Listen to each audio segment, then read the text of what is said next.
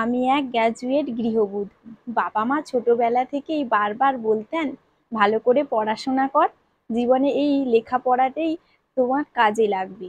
কিন্তু মজার কথা হলো, আমার গ্র্যাজুয়েট ডিগ্রিটা খবর কাগজে পাত্র চাই, বিজ্ঞাপন ছাড়া আর কোথাও কাজে লাগেনি। আমার বিয়ের বিজ্ঞাপনে লেখা হয়েছিল কন্যা স্নাতক, আর সেই জন্যই বোধহয় ইঞ্জিনিয়ার বর সহজেই জুটেছিল আমার। অন্তত আমার বাবার তাই ধারণা।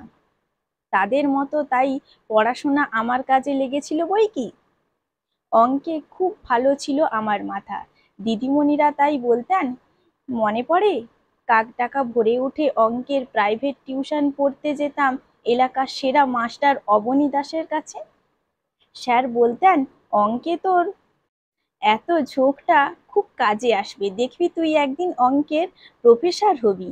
আজ হাসি পায় সেসব ভাবলে। হ্যাঁ, অঙ্ক কাজে এসেছে তো। 30 বছরের সংসার, নুন তেল ধোপা মুদি সবকিছুর হিসাব রাখতে অনেক কাজে লেগেছিল অঙ্ক।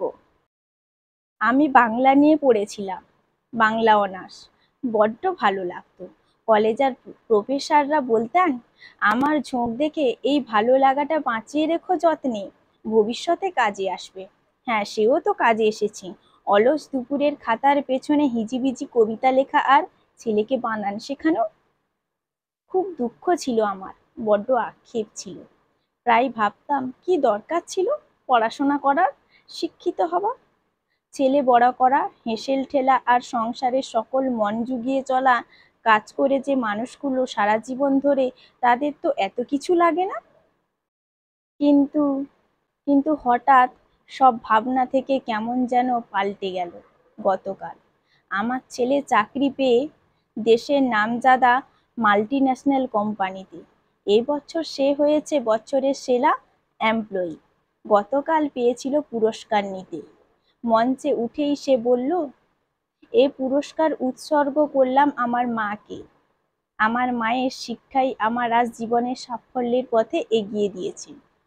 নিজে শিক্ষিত না হলে হয়তো এভাবে সন্তানের মধ্যে আলো জ্বালিয়ে দেওয়া যায় না।